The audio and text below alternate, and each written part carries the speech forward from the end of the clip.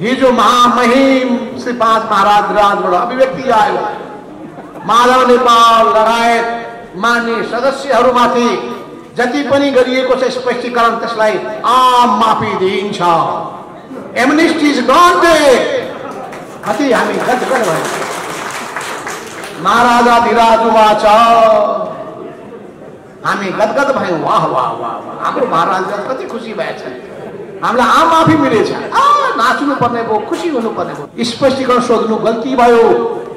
मैले त्यो हतार गरेँ, त्यो मैले फिर्ता लिएको छु भनिदिएको भए के हाइट घट्थ्यो, मर्यादा कम हुन्थ्यो? उस्तै छ। तराईतिर भन्छन् एउटा, रस्सी जल गई ऐठन नगई। नेपालीमा के भन्छन्? आज सुध्रिन्छन् कि भनेको छ, भोलि सुध्रिन्छन् कि भनेको छ। केही नबोलेर हिजो मिठो मिठो शब्द मात्रै मैले निकालेँ। हिजो पुष्पलाल स्मृति दिवसको चाहिँ त्यहाँ चम्पादेवीमा भएको कार्यक्रममा पनि एउटा शब्द पनि तलमाथि ननिस्कोस् है भनेर सोचेँ। छेउमा बस्नु भएको छ, इसारा गर्दै हुनुहुन्छ, कमरेड ख्याल गरेर बोल्नु होला भनिहाल्छ। ख्याल गरेर बोलिरहेको छु। यो जिब्रो, यो हाडले छेकेको हुँदैन उसले जिब्रोले त त्यतिकै जे पायो जिब्रो चलिरहन्छ। त्यसो हुनाले के भन्छ जिब्रो लगे त जिब्रो आएपछि बाबरी कहाँ गए बात बवाल। माधव नेपालको वरिपरि घरको वरिपरि गएर चाहिँ त्यो बाँदर जुलुस निकाल्ने बाँदरे प्रवृत्ति नबोक्नु। व्यवहारको रङ जहिले पनि हरियो हुन्छ, सिद्धान्तको जहिले पनि रङ खैरो हुन्छ। सिद्धान्तको कसी के हो? व्यवहार हो। व्यवहारमा बुझ्नुपर्ने कुरा के हो? जनताले हाम्रो भाषा बुझ्छन् कि बुझ्दैनन्? जनताहरूले हामीलाई पत्याउँछन् कि पत्याउँदैनन्? जनवाद जनवाद भन्यो, कहाँको जनवाद हो? सबैले बुझ्ने भनेको प्रजातन्त्र, प्रजातन्त्र हामी भन्छौँ जनवाद, कोही बुझ्दैन। हाम्रो सिद्धान्तले भन्छ जनवाद हुनुपर्छ, प्रजातन्त्र भन्नु हुँदैन भने सिद्धान्तले भन्छ। अरू देशमा कम्युनिस्ट पार्टी हराएर गएको छ, नेपालमा कम्युनिस्ट पार्टी जिउँदैछ। जनताले अझै पनि कम्युनिस्ट पार्टीको नाम मन पराउँछन्, कम्युनिस्ट सिद्धान्तलाई मन पराउँछन्, कम्युनिस्टहरू असल हुन्छन् भन्ने ठानिरहेका छन्। पैसाको प्रभावलाई घटाउने कसरी हो?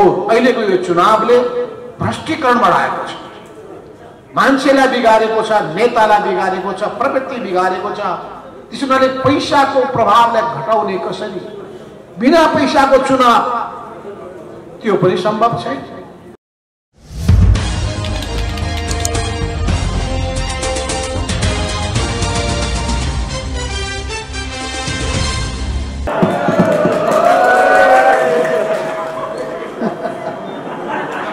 राम्रै भएछ।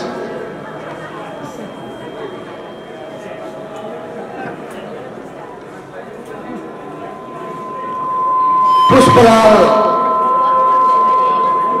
मित्रता केन्द्र द्वारा आयोजना गरिएको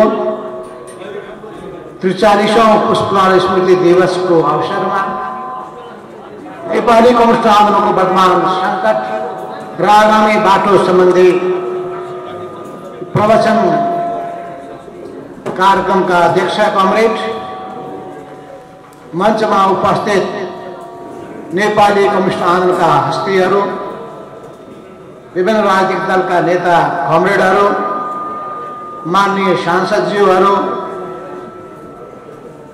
र यहाँ उपस्थित सबै आदरणीय महानुभावहरू, पत्रकार मित्रहरू, आजको यो कार्यक्रममा उभिएर बोलिरहँदाखेरि मलाई 1 वर्ष पहिलेको सम्झना भइरहेछ। यही पुष्पलाल स्मृति दिवसको उपलक्ष्यमा सम्भवतः यही 8 गते 9 गते हुनुपर्दछ। यही भवनको तल्लो तलामा पुष्पलाल मित्रता केन्द्रले यस्तै कार्यक्रमको आयोजना गरेको थियो।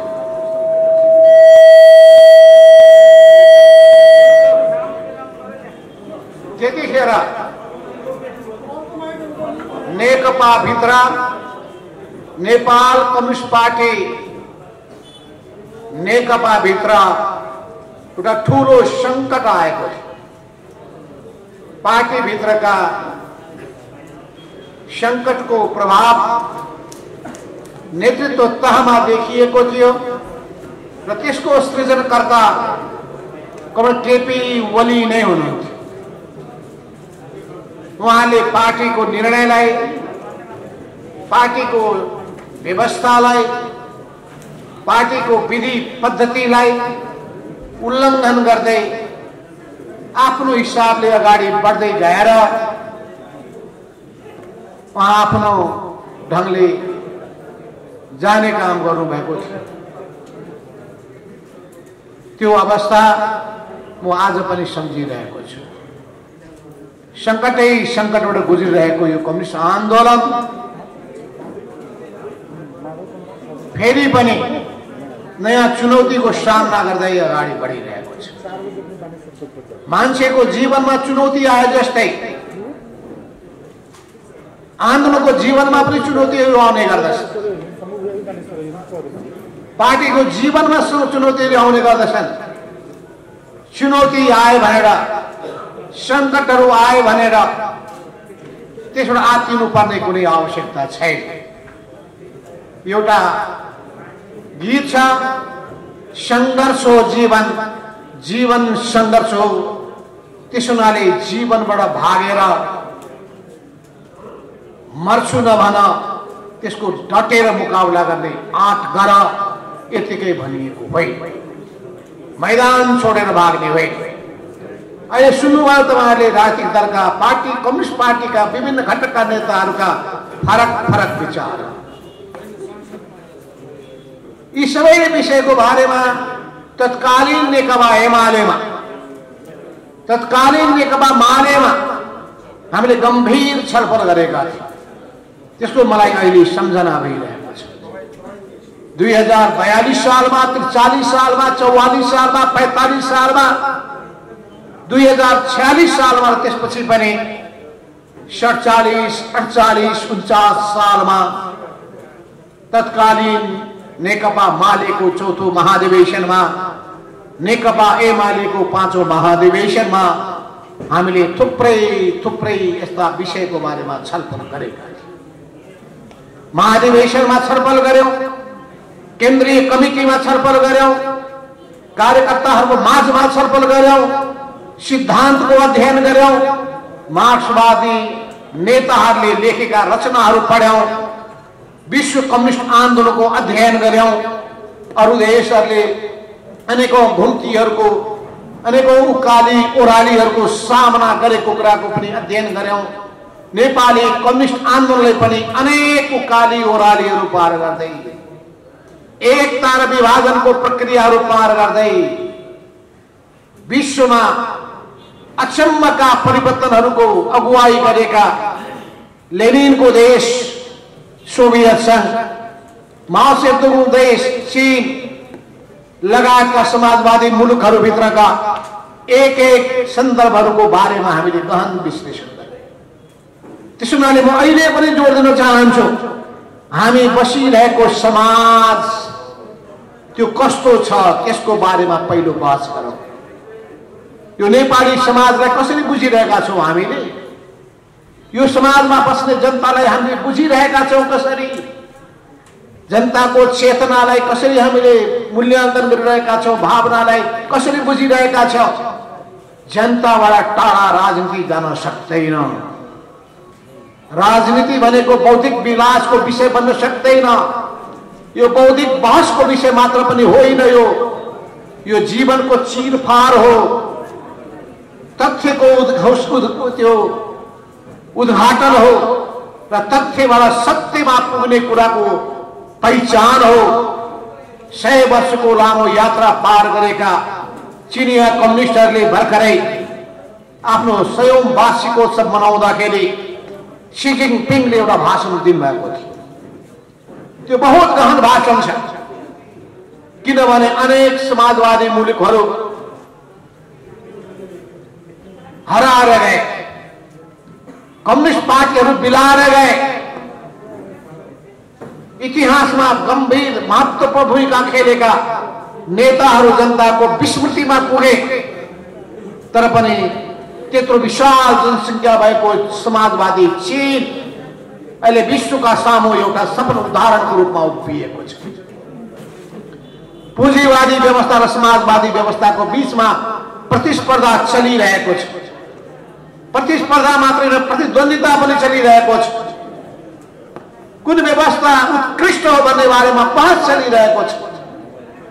समाजवादको युग सकियो भन्ने, समाजवादको अवसान भयो भन्ने विश्वभरिका पुँजीवादीहरू समाजवादको चम्किरहेको भविष्य देखेर चकित भइरहेका छन्। यो दुईटै व्यवस्था बीचको रहेको भिन्नता के हो? समाजवादले जनतालाई केन्द्रबिन्दुमा राख्दछ, जनताको हित र कल्याणलाई केन्द्रबिन्दुमा राख्दछ, जनताको मुक्तिलाई केन्द्रबिन्दुमा राख्दछ, बसिरहेको समाजको परिवर्तन रूपान्तरणलाई केन्द्रबिन्दुमा राख्दछ। पुँजीवादले मुनाफालाई केन्द्रबिन्दुमा राख्दछ, जनतालाई मालको रूपमा प्रयोग गर्न चाहन्छ, जनतालाई उपभोग्य वस्तुको रूपमा प्रयोग गर्न चाहन्छ। समाजवाद र पुँजीवादमा रहेको भिन्नतालाई पहिले बुझौं। समाजवादभित्र अनेक खालका दृष्टिकोणहरू कम्युनिस्टभित्र छन्। यसैलाई भनिन्छ उग्रवामपन्थी दृष्टिकोण, यहीँभित्र भनिन्छ दक्षिणपन्थी दृष्टिकोण, यहीँभित्र भनिन्छ अलमलमा परेको दृष्टिकोण, यहीँभित्र भनिन्छ निरन्तर परिष्कार गर्दै निरन्तर विकसित हुँदै गइरहेको दृष्टिकोण। किन सिद्धान्त कहिले पनि गतिहीन हुन सक्दैन। जसरी जीवन गतिहीन हुँदैन, जीवन गतिवान हुन्छ। सिद्धान्त पनि परिवर्तनशील हुन्छ, जीवन परिवर्तनशील हुन्छ। जीवनको आधारमा सिद्धान्तले पनि आफ्नो स्वरूप परिवर्तन गर्नुपर्छ। यो जीवन र सिद्धान्तको बारेमा के भनिएको छ थाहा छ? यो सिद्धान्तको रङ भनेको खैरो हुँदो रहेछ, तर व्यवहारको रङ के हुँदो रहेछ भन्दाखेरि हरियो हुँदो रहेछ। यो कुरालाई बुझ्नु पर्यो। मार्क्सवादी नेताहरूले भनेका छन् व्यवहारको रङ जहिले पनि हरियो हुन्छ, सिद्धान्तको जहिले पनि रङ खैरो हुन्छ। त्यसैले सिद्धान्तको कसी के हो? व्यवहार हो। व्यवहारमा बुझ्नुपर्ने कुरा के हो? जनताले हाम्रो भाषा बुझ्छन् कि बुझ्दैनन्, जनताहरूले हामीलाई पत्याउँछन् कि पत्याउँदैनन्, जनताहरू हाम्रो पछि पछि लाग्छन् कि जान लाग्दैनन्, जनताले हामीमाथि विश्वास गर्छन् कि गर्दैनन्, जनता हाम्रो आह्वानमा मर्न मिट्न तयार हुन्छन् कि हुँदैनन्, परिवर्तनका ठुल्ठुला ज्वार भाटाहरूमा उनीहरू हुमिन तयार हुन्छन् कि हुँदैनन्। माओ सेतुङले भन्नुभएको थियो कि पहाडलाई उल्टाउने र समुद्रलाई छाल पैदा गर्ने त्यो आँटका साथ कम्युनिस्टहरू अगाडि बढ्दाखेरि जनताका साथमा अगाडि बढ्छन् कि बढ्दैन हो। कमल मदन भण्डारीले त्यो मूल कड़ीलाई समात्नु भयो।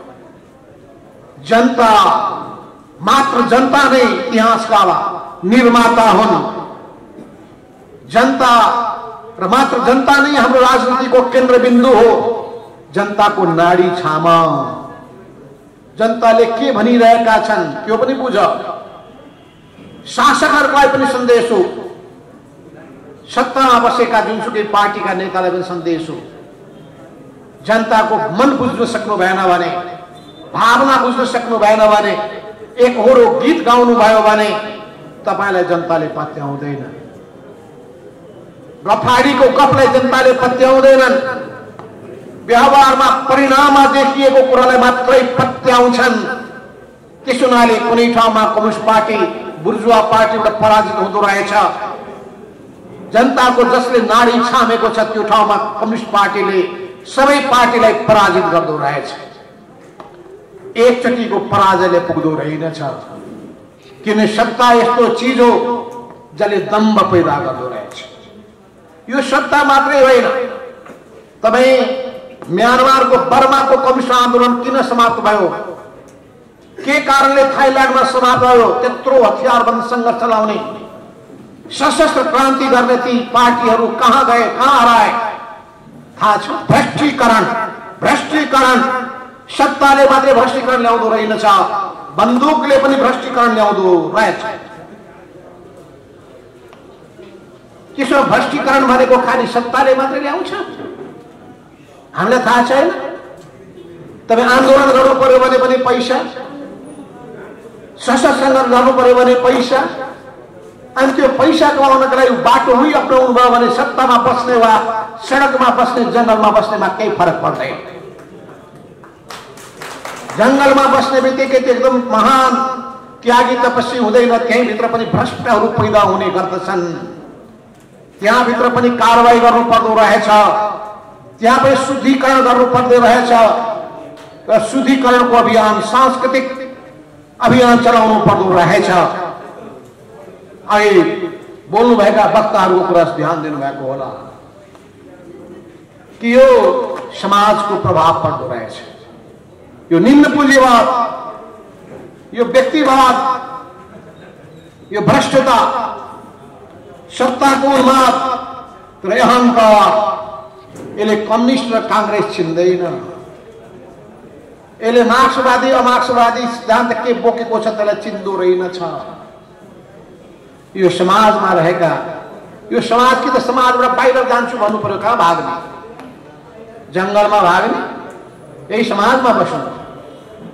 यो समाजमा विकृति नै विकृतिहरू छ। तपाईँ कस्तो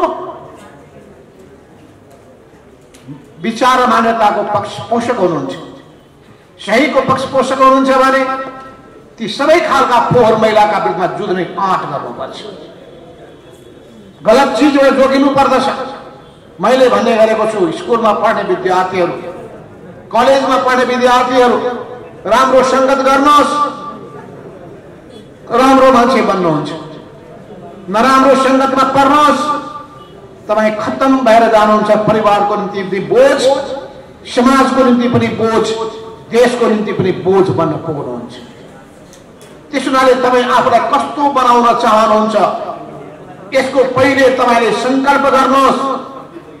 म ईमानदार बन्न चाहन्छु, म निष्ठावान हुन चाहन्छु, म निस्वार्थी भावनाका साथ अघि बढ्न चाहन्छु र यी सबै भावनाको निम्ति म कम्युनिस्ट हुन चाहन्छु, म क्रान्तिकारी बन्न चाहन्छु, म पुष्पलालको बाटोमा हिँड्न चाहन्छु। यसको सिङ्गो जीवन संघर्षमा बित्यो। मार्क्सवादी नेताहरू, म पनि पुष्पलालकै स्कुलिङबाट आएको मान्छे।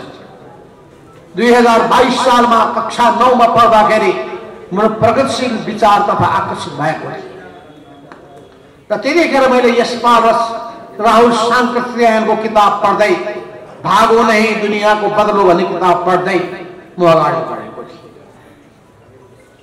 त्यसो हुनाले म तपाईँहरूलाई भन्न चाहन्छु, तपाईँले पहिले आफूलाई बदलिनुहोस्, तपाईँ समाजलाई बदलिन सक्नुहुन्छ। तपाईँ आफूलाई बदलिन सक्नु भएको छैन भने तपाईँ समाजलाई बदलिन सक्नुहुन्न। जहाँसम्म संसारमा कुनै पनि व्यवस्था आफैमा पर्फेक्ट छैन, यो अनुभव सिद्ध कुरा हो। यो अनुभव सिद्ध कुरा हो। समाजवादी व्यवस्थाका आफ्नै लिमिटेसनहरू हुन्छन् पनि ख्याल गर्नुहोस्। एकदलीय व्यवस्थाको आफ्नै लिमिटेसन हुन्छ भने पनि ख्याल गर्नुहोस्। अनि बहुदलीय व्यवस्थाका आफ्नै दुर्बलताहरू हुन्छन् त्यो पनि ख्याल गर्नुहोस्। ती सबै चिजलाई हामीले ठीक वर्ग गर्न सक्नुपर्छ। यो मानव जीवन कस्तो हो भन्दाखेरि निरन्तर सत्यको खोजीमा लागिरहन्छ। यो निरन्तर सत्यको खोजीको निम्ति अध्ययन गर्छ, अनुसन्धान गर्छ, परिस्थितिको विश्लेषण गर्छ, निष्कर्षमा पुग्छ, फेरि नयाँ अनुभव प्राप्त गर्छ, त्यो अनुभवबाट सिक्दै जान्छ अनि त्यसपछि आफ्नो सिद्धान्तलाई पर्फेक्ट बनाउँदै परिष्कृत गर्दै अगाडि बढिरहेको हुन्छ। यस्ता कुराबाट हरेस खाएर कहिले पनि मैदान छोडेर भाग्न सकिँदैन। यस अर्थमा यहाँ अहिले हाम्रो धर्मकान्त वास्तोलाजी जानु, उहाँलाई बस्नु, धर्मेन्द्र वास्तोलाजी जानु, धर्मेन्द्रजीलाई बस्नुहोस् मैले भन्न खोजेको थिएँ। धर्मेन्द्रजीको अझै उग्र वामपन्थी धङधङ्गी बाँकी नै छ। उग्र वामपन्थी धङधङ्गी बाँकी छ। बन्दुक उठाएर सबै थोक गर्न सकिन्छ भनेर ठान्नु भएको छ। नेपाली समाजमा त्यसको के छ उपाधि? जनताको मन जित्नुहोस्। अहिले तपाईँ अहिले गर्नुपर्ने के? कम्युनिस्ट हो हामी, हाम्रो जिम्मेवारी को प्रति छ? जनता प्रति छ। जनताको के छ हालत? महिलाहरू बलात्कृत छन्, महिलाहरूमाथि हिंसा हुने गरेको छ, हत्या गरिन्छ दिनदहाडे, अपहरण गरिन्छ, बोक्सीको आरोप लगाइन्छ, दलित भएर भेदभाव गरिन्छ, यातना दिइन्छ। आज मेरो घरमा एकजना सामान्य गरिब किसान महिला आएकी थिइन्। 2 लाख रुपियाँ ऋण लिएकी रहेछन् उनले, 14 लाख रुपियाँ तिरिसकिन्। अर्को 18 लाखको चाहिँ जग्गा त्यो सुदखोरले कब्जा गर्न खोजिरहेको छ। भौतारी रहेकी छिन् न्यायको लागि, यता जान्छन् न्याय पाउँदैनन्, उता जान्छन् न्याय पाउँदैनन्। कम्युनिस्ट पार्टीको सरकार छ, त्यही पनि कोही सुन्दैन। सत्तामा कम्युनिस्टहरू छन्, सुन्दैनन्। समाजमा कम्युनिस्ट पार्टी छ, कोही सुन्दैनन्। गाउँ गाउँमा पार्टीका संगठन छन्, कोही सुन्दैनन्। किन यस्तो भइरहेको छ? के सत्तालाई दोष दिएर मात्रै हुन्छ? सरकारलाई मात्रै दोष दिएर हुन्छ? हाम्रो कर्तव्य के? हामी कम्युनिस्ट पार्टीका नेता कार्यकर्ताको कर्तव्य के? हाम्रो पार्टी संगठन जनवरीय संगठनको कर्तव्य के त्यो विषय लिएर आन्दोलनको ज्वालामुखी गर्नु उठाउन सकिँदैन? गाउँ गाउँबाट त्यस्ता सुदखोरहरूका विरुद्धमा पहिले जसरी किसान आन्दोलनको तुलसीदारको नेतृत्वमा भएको थियो, सामन्तहरूका विरुद्धमा जुङ्गाउ खेल्ने आन्दोलनदेखि लिएर सुदखोर विरोधी आन्दोलनदेखि लिएर हामी त्यस्तो आन्दोलन उठाउन सकिरहेका छौँ। त्यसैले प्रश्न हामीले आफूसँग सोध्नु पर्दछ। हामीले आफ्नो कर्तव्य कति पुरा गर्यौं? जनतासँग कति जोडियौं? जनताको पीर मार्कालाई कतिको ध्यान दियौं? जनताको पीडाले हामीलाई कति पोलिरहेको छ? जनताको वेदनाले हामीलाई कति तडपाइरहेको छ कि हामीले आफूलाई सोध्यौं? त्यसैले म सबै नेताहरूलाई आफ्नो आफ्नो पार्टीमा रहेका कमी कमजोरीहरू हेर्नका लागि, महसुस गर्नका लागि म आह्वान गर्न चाहन्छु। तब नै त्यो पार्टी जनताको पार्टी हुन सक्दछ, तब नै त्यसले जनताको मनमा विश्वास जित्न सक्दछ। क्रान्तिकारी भाषणले जनताको मन जित्न सकिँदैन, क्रान्तिकारी कामले मात्रै विश्वास जित्न सकिन्छ। कुरा त हामी ठुल्ठुला गर्छौं, कुराले सबै थोक हुने भएको भए मदन भण्डारीले भन्नुहुने थिएन, कुराले चिउरा भिज्दैन। चिउरा भिजाउन के दुधै चाहिन्छ कि दही नै चाहिन्छ? त्यसो हुनाले हामी काम गरौं, जनताको पीडालाई बुझौं र त्यो कामको निम्ति हामी त्यो कामको कसीमा खरो उत्रिन सकेका छौं कि छैनौं, हामी आत्मसमीक्षा गरौं। जुन हाम्रो चिन्तनमा कहाँ छन् समस्या, हाम्रो दृष्टिकोणमा कहाँ छ समस्या, हाम्रा सैद्धान्तिक मान्यतामा कहाँ छन् समस्या, र हाम्रा वैचारिक मान्यतामा कहाँ छन् समस्या।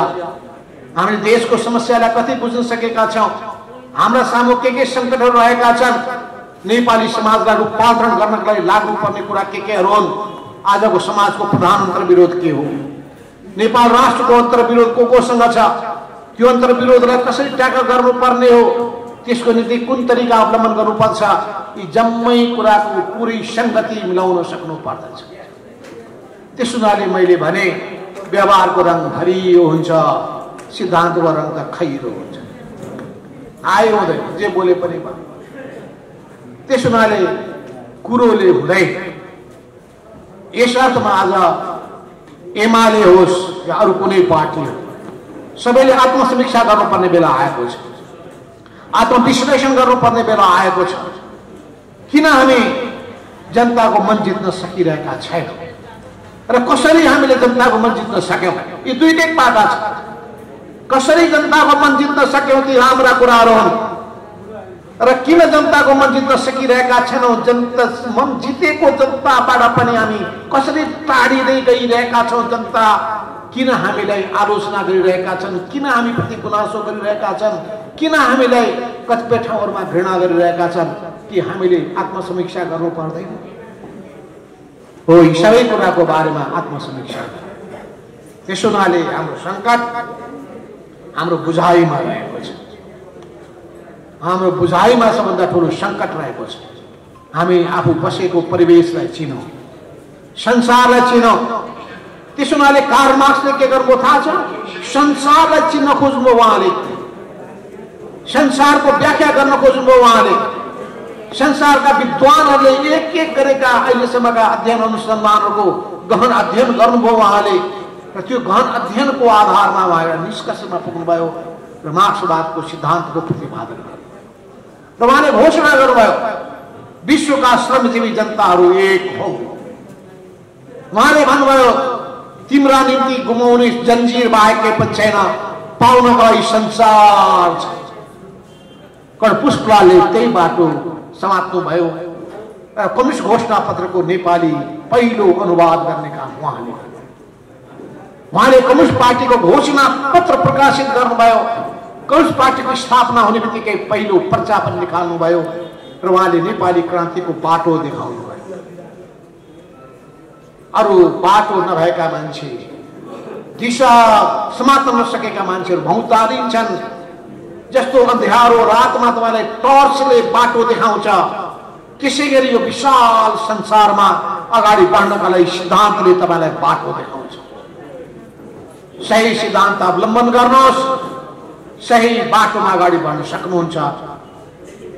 होइन त्यस्तो भएन भने तपाईँ त्यत्तिकै अँध्यारोमा रुमलिरहनुहुन्छ, गन्तव्यमा पुग्न सक्नुहुन्न, लक्ष्य भेदन गर्न सक्नुहुन्न, तपाईँ सफलता हासिल गर्न सक्नुहुन्न। अहिलेको राजनीतिक समस्या के हो? अहिलेको राजनीतिक समस्या के हो? कि निर्वाचनबाट भागेर हुन्छ? जनताको समर्थन कता छ भने त्यो एउटा थर्मामिटर हो, ब्यारोमिटर हो। त्यसो भए जहाँ जनता छन् त्यहाँ पार्टी हुनै पर्छ। लेनले त्यसो भएको हुनाले 1905 भन्दा तपाईँलाई थाहा छ होला, पछि दुमामा भाग लिने कुराको सन्दर्भ बन्नुभयो। यो बुर्जुवा संसदमा भए पनि यसमा हामीले जानुपर्छ, भाग लिनुपर्छ, जनतासँग जोडिनु पर्दछ, जनताको मन जित्नु पर्दछ, जनताको भनाइ के हो त्यो सुन्नु पर्दछ, जनता कुन भाषा बुझ्छन् त्यो भाषा बोल्नु पर्दछ। जनताले बुझ्दै नबुझ्ने भाषा बोलेको छ, जनताले पत्याउँदै हामी पनि त्यही भाषा बोल्थ्यौँ पहिले। जनवाद जनवाद भन्यो, कहाँको जनवाद हो? सबैले बुझ्ने भनेको प्रजातन्त्र, प्रजातन्त्र हामी भन्छौँ जनवाद, कोही बुझ्दैन। हाम्रो सिद्धान्तले भन्छ जनवाद हुनुपर्छ, प्रजातन्त्र भन्नु हुँदैन भने सिद्धान्तले भन्छ। व्यवहारले के भन्छ? जनताले बुझ्ने भाषा त प्रजातन्त्र हो कि प्रजातन्त्र नभए काङ्ग्रेसले लाने हो सबै मान्छेलाई तानेर भनेपछि हामीले पनि प्रजातन्त्र शब्दको प्रयोग गर्न थाल्यौँ। छोडिदियौँ हामी त्यो। प्रजातन्त्र भनेको राजाको भएको हुनाले प्रजा हुन्छ, प्रजातन्त्र भएको हुनाले प्रजातन्त्र हुन्छ। अङ्ग्रेजी अनुवाद गरेर डेमोक्रेसी नै हुँदो रहेछ जेको पनि। जनतन्त्र शब्दको प्रयोग त्यतिखेर हाम्रो नेकपा मसालले प्रयोग गर्थ्यो जनतन्त्र, काङ्ग्रेसले प्रयोग गर्थ्यो प्रजातन्त्र। हामी अब सबैभन्दा भिन्न हो देखाउन हामी प्रयोग गर्थ्यौँ जनवाद। पछि हाम्रो शिव मेनाले प्रयोग गर्न थाल्नुभयो लोकतन्त्र। हेर्नुहोस् कस्तो कस्तो शब्द हुँदो रहेछ। अब नुरो जनवाद त उहाँ लोकतन्त्र भन्नुहुन्थ्यो, लोक जनवाद भन्न थाल्नु उहाँले।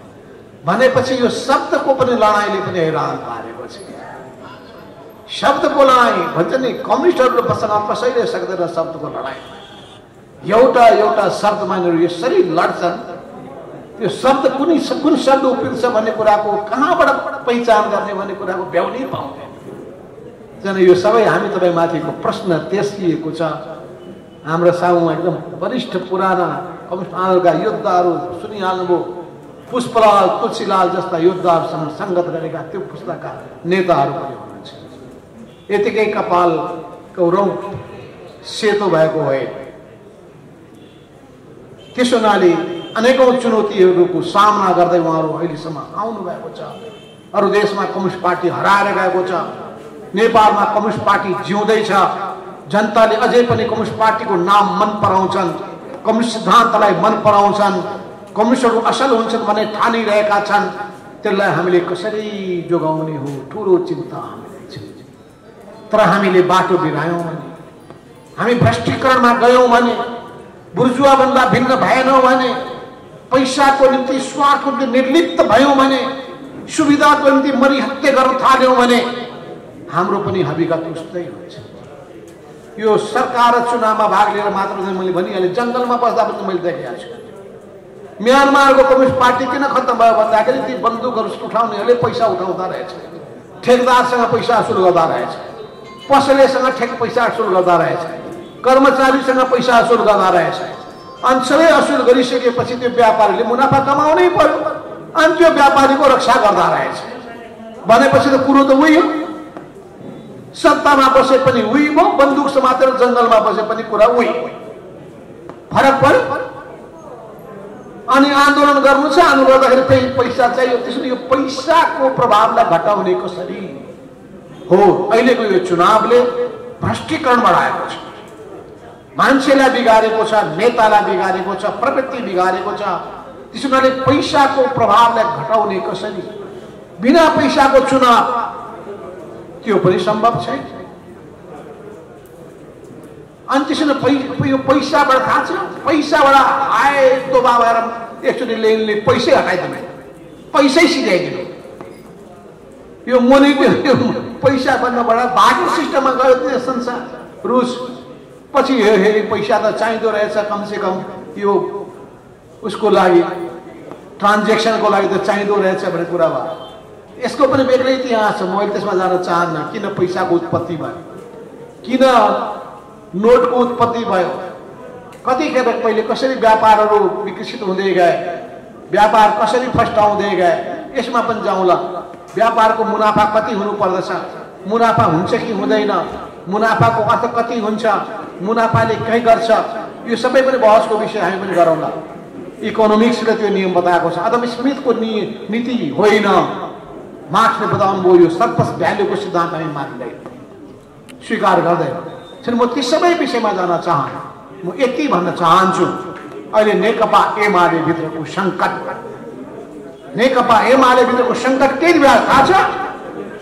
पछिल्लो सङ्कट हिजो महामहिम श्री 5 महाराज राजबाट अभिव्यक्ति आयो। माधव नेपाल लगायत मान्य सदस्यहरूमाथि जति पनि गरिएको छ स्पष्टीकरण त्यसलाई आम माफी दिइन्छ। Amnesty is granted. कति हामी गदगद भयौँ। महाराजाधिराजवाच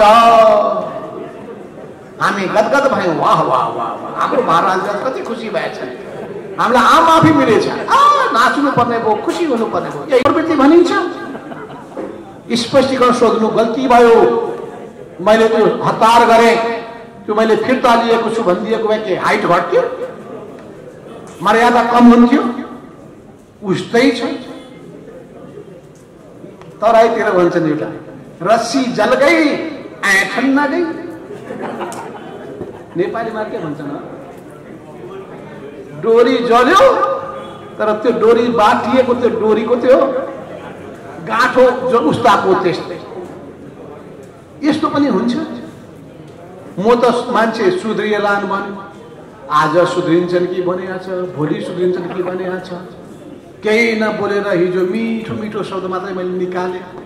हिजो पुष्पलाल स्मृति दिवसको चाहिँ त्यहाँ चम्पादेवीमा भएको कार्यक्रममा पनि एउटा शब्द पनि तलमाथि ननिस्कोस् है भनेर सोचेँ। एकतामा असर पर्ला भने साथीहरू कत्रो सङ्कित भएर छेउमा बस्नुभएको छ, इसारा गर्दै हुनुहुन्छ, कमरेड ख्याल गरेर बोल्नु होला भनेको छ। ख्याल गरेर बोलिरहेको छु। यो जिब्रो, यो हाडले छेकेको हुँदैन उसले जिब्रोले त त्यतिकै जे पायो जिब्रो चलिरहन्छ। त्यसो हुनाले के भन्छ जिब्रो लागि त, जिब्रो आएपछि बाबरी कहाँ गए बात बबाल। त्यो जिब्रो भित्र पस्छ अनि टाउकोले मार खान्छ, मार खाएको भयो। त्यसो हुनाले जिब्रोले बोलिदिइहाल्ला कि भने कत्रो त्राहीमा। दिउँसो म भक्तपुरमा गएँ, 1001 सदस्य पिपुल्स भोलिन्टियर। मैले भने डन प्रवृत्ति नसिक्नु, सताउने काम नगर्नु।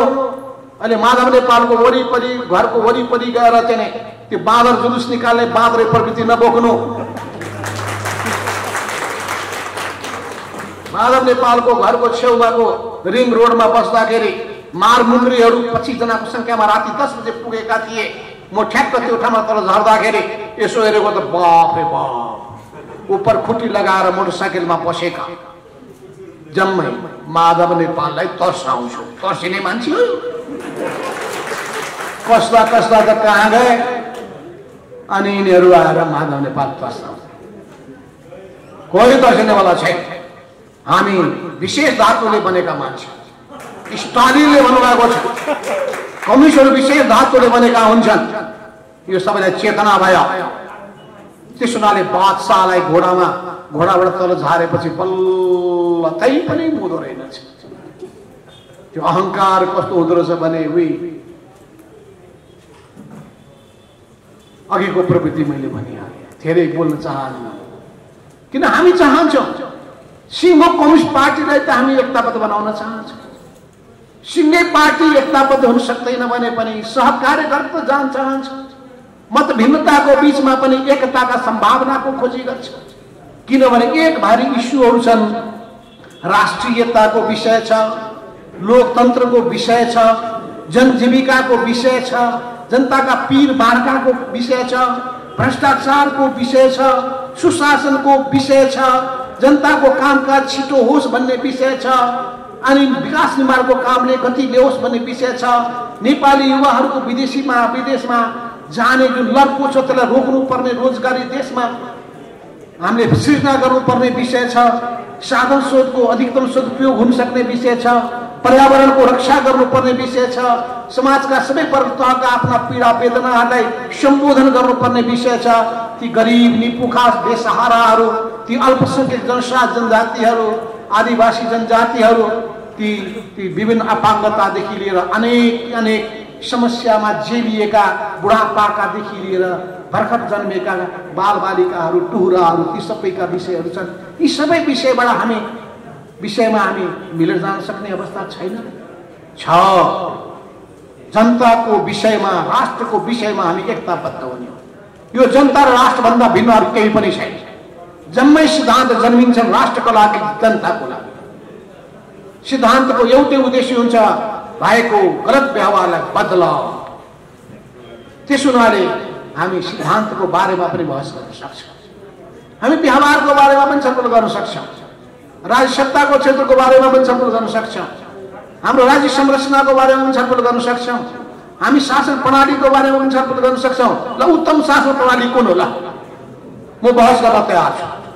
निकारागुवाले अपनाएको ठिक छ कि चीनले अपनाएको ठिक छ कि कसैले नअपनाएको कुनै उत्तम छ कि जाउँ। यसका विकृति के हुन्छन्, पोजिटिभ पक्ष के छन्, नेगेटिभ पक्ष के छन्, गरौँ न बृहत हामी बौद्धिक एकदम अन्तर्क्रिया गरौँ, व्यापक छलफल गरौँ। यो जरुरी पनि छ। यो भएको छैन हाम्रो माझमा। यो जरुरी हो हेर्नुहोस्। तर हाम्रो ध्यान जहिले पनि समय कहाँ गएको छ भने यी अनेक कुराहरूमा नै हाम्रो समय बित्दै गरेको छ। त्यसो हुनाले हाम्रो ध्यान यी नै विषयहरूलाई मसिनो गरी केलाउने र विश्लेषण गर्ने कुरामा जानुपर्ने जरुरी छ। म यति भन्न चाहन्छु, अवश्य पनि अहिले चाहिँ दलाल पुँजीपति वर्ग, अनि दलाल पुँजीपति वर्गहरूमध्ये पनि यसलाई भन्छन् आसेपासे पुँजीवाद, क्रोनिक क्यापिटलिजम अनि ब्युरोक्रेटिक क्यापिटलिजम, यो नोकरशाही पुँजीवाद, दलाल पुँजीवाद, आसेपासे पुँजीवाद यसले गाँजेको छ। र त्यसो हुनाले सबै चिजबाट यदि हामी यो शासन प्रणालीलाई मुक्त गर्न सक्ने हो भने, यसको लोकतान्त्रिकरण गर्न सक्ने हो भने, त्यसो हुनाले जनताको बहुदलीय जनवादको विचार प्रतिपादन गर्ने बेलामा मदन भण्डारीले भन्नुभएको थियो, कम्युनिस्ट पार्टीको लोकतान्त्रिकरण गर्नुहोस्। पार्टी लोकतान्त्रिक विधिबाट चलिरहेको छ कि छैन त्यसको सुनिश्चितता गर्नुहोस्। कम्युनिस्ट पार्टीभित्र बृहत छलफल बहस हुने गर्छ कि गर्दैन त्यसलाई सुनिश्चित गर्नुहोस्। सबै जनता र समाजका समस्याको बारेमा त्यहाँ गहन छलफल गर्ने कुरामा सबैले आफ्नो आफ्नो अध्ययन ज्ञान यी सबै त्यहाँ मन्थन गर्नु चाहिँ गरौँ न, त्यसमा विचार गर्नुहोस्। अनि उहाँले भन्नुभएको थियो दोस्रो कुरो, यो समाजको लोकतान्त्रिकरण गर्ने कुरामा ध्यान दिनुहोस्।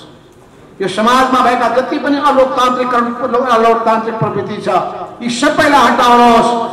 जनताको त्यो तल्लो हिस्सा जो अन्याय अत्याचार थिचो मिचोमा शिर निहुराएर बसेको छ, अपमानको मुख डिलेर बसेको छ, त्यसको शिर ठाडो पारेर उभिने स्थिति बनाउनुहोस् र यो हाम्रो शासन राज्य व्यवस्था यसको पनि लोकतान्त्रिकरण गर्ने कुरोमा लाग्नुहोस्। यी तीनटैको लोकतान्त्रिकरण गर्न सकियो भने मात्रै हुन सक्दछ। तर जनताको बीचमा जाने माध्यमहरू के छ? तपाईँ यो लोकतान्त्रिक समाजमा कसैलाई अधिकारमा वञ्चित गर्न सक्नुहुन्छ? जनताबाट निषेध गरिदिनुहोस् न। बन्दुकबाट निषेध गर्नुहुन्छ, कानुनबाट किन निषेध गर्नुहुन्छ? कानुन भनेको देशघाती काम गर्छ भने अनि त्यस्तो बदमासी गर्छ भने बरु सुट गरिदिनुहोस् त्यसलाई। त्यो व्यक्तिगत कुरा भयो। तर सङ्घ संस्था विचारको आधारमा बन्छन् र विचारको आधारमा सङ्गठनको निर्माण हुन्छ। धेरै जनताले मन पराउने विचार, त्यो विचारलाई बोक्ने सङ्गठन लोकप्रिय हुन्छ। तर आज हामीले देख्यौँ यत्रो बहुमत प्राप्त गरेको कम्युनिस्ट पार्टी नेकपा एमाले 121 ठाउँबाट सिटबाट घट्दा 83 मा पुगेको छ। अझै कति घट्ने हो ठेगान छैन। जसले आफ्नो घर सम्हाल्न सक्दैन, जसले पार्टीलाई व्यवस्थित गर्न सक्दैन, पार्टीको अन्तर्विरोधको ठिक पहिचान गर्न सक्दैन, अनि त्यसले समाजको अन्तर्विरोधको के समाधान गर्न सक्छ? त्यसो भए पार्टीको अन्तर्विरोधको मूल कारण के हो खोजी गर्नुहोस्। यो अन्तर्विरोध पदको लडाईँ होइन, यो पद र प्रतिष्ठाको लडाईँ होइन, यो इगोको लडाईँ पनि होइन, यो वैचारिक मान्यताहरू बीचको यो अनि यहाँ देखा परेका वैचारिक विचलनको विषयसँग जोडिएको कुराको अन्तर्विरोध हो। यहाँ हाम्रो पार्टीभित्र देखा परेका अनेक खालका विकृति विसङ्गतिहरू छन्। नीति, विचार, विधि र आचरणसँग जोडिएको विषयसँगको अन्तर्विरोध हो। यसको ठिक पहिचान गर्नुहोस्। र आपसी अविश्वासको एउटा पक्ष पनि आएको छ। किनभने हाम्रो व्यवहारले यति ठुलो खाडल पैदा गरेको छ, दूरी पैदा गरेको छ, अविश्वास पैदा गरेको छ र एक से एक तथ्य प्रमाणहरू सामुन्नेमा छन्। त्यस हुनाले ती सबैको गहिरो चिरफार गर्नु समय धेरै भइसकेको छ। अस्ति साउन 3 गतेका दिनमा अर्को ठुलो षड्यन्त्र हुनेवाला थियो। यत्रो हुँदा खाँदाको संसद पटक पटक भङ्ग गरियो। यो नेपालको इतिहासमा त आफैमा पनि अनुपम त छँदैछ, संसारमा पनि बिरलै यस्तो पाइन्छ। एउटा प्रधानमन्त्रीले एउटा संसदलाई एकचोटि सिद्ध्याएको छ, सकेन फेरि सिद्ध्याएको छ, फेरि सिद्ध्याएको छ, अनि फेरि त्यो बिउज्दाखेरि नैतिक दायित्व बोक्दा पनि बोक्दैन। अनि त्यो 77 साल पुस 5 गते गरेको विघटन मेरो जायज के हो भने पुष्टि गर्नका लागि फेरि साउन 3 गतेको दिनमा गम्भीर षड्यन्त्र भएको थियो। जसरी पनि शेरबहादुरको सरकारले विश्वासको मत नपाओस्, नपाइसकेपछि विघटन गरेका सबै मेरा कदमहरू ठिक थिए। दूरदर्शी राजनेता मै हुँ भनेर डङ्का बजाउने सोचलाई हामीले असफल बनाएका छौँ। संसदलाई जोगाइदिएका छौँ, व्यवस्थापिकाको रक्षा गरेका छौँ, संविधानको रक्षा गरेका छौँ, कार्यपालिकाको रक्षा गरेका छौँ, न्यायपालिकाको गरिमाको रक्षा गरेका छौँ। त्यो बहुत जायज काम गरेका छौँ, न्यायोचित काम गरेका छौँ, संविधान सम्मत काम गरेका छौँ र यस्तो काममा हामीलाई गौरव छ। बरु यसलाई सिद्ध्याउन खोज्ने गलत प्रवृत्तिहरू त्यसलाई हामीले सुधार्नु पर्ने जरुरी छ। म ती सबै 22 जना म सँगसँगै मेरो पार्टीसँग जोडिएका ती सबै योद्धाहरूलाई म विशेष अभिवादन गर्न चाहन्छु। सलाम लाल सलाम गर्छु। ती बाँकी 11 जना 22 होइन 23 कमजम खनाल सहित अनि अरू बाँकी 11 जना जो त्यहाँ उपस्थित हुनु भएर उहाँलाई पनि म सलामको अभिवादन गर्छु। कम से कम विपक्षमा भोट खसाल्नु भएन, उहाँलाई पनि म अभिवादन गर्न चाहन्छु। र त्यो बाँकी 83 मध्ये पनि मनै नलागेर अनुशासनको प्राविधिक कुरा सोचेर के पो होला पुरानो सङ्गत भएर ठानेर नेताले पो के गर्लान् भनेर डर भएर अनि त्यसपछि बाध्य भएर जानेहरूलाई पनि त्यही उहाँहरूप्रति सहानुभूति व्यक्त गर्न चाहन्छु। र सिङ्गो संसदमा भएका सबै राजनीतिक दलहरू र सबै सांसदहरूलाई पनि विशेष धन्यवाद दिँदै यसरी लोकतन्त्रको रक्षाको निम्ति, संविधानको रक्षाको निम्ति अनि त्यसपछि यो परिवर्तनको रक्षा गर्नका निम्ति र यो मुलुकलाई गम्भीर सङ्कटमा पुग्नबाट जोगाउनका निम्ति जसरी सबै राजनीतिक दलहरू, नागरिक समाज, मिडिया कर्मीहरूदेखि लिएर सबै लब्ध प्रतिष्ठित बुद्धिजीवी लेखिएदेखि लिएर जे जसले यो सहयोग गर्नुभएको छ, आन्दोलनमा होस्, विचारबाट होस्, हामीलाई अभिप्रेरित गरोस्, यी भूमिका निर्वाह गर्ने सबैप्रति म फेरि आभार व्यक्त गर्दै धन्यवाद दिँदै आफ्नो भनाइ यही अन्त्य गर्दै पुष्पलाल मित्रता केन्द्रलाई विशेष धन्यवाद दिएर आफ्नो भनाइ धन्यवाद। नमस्कार, लाल सलाम।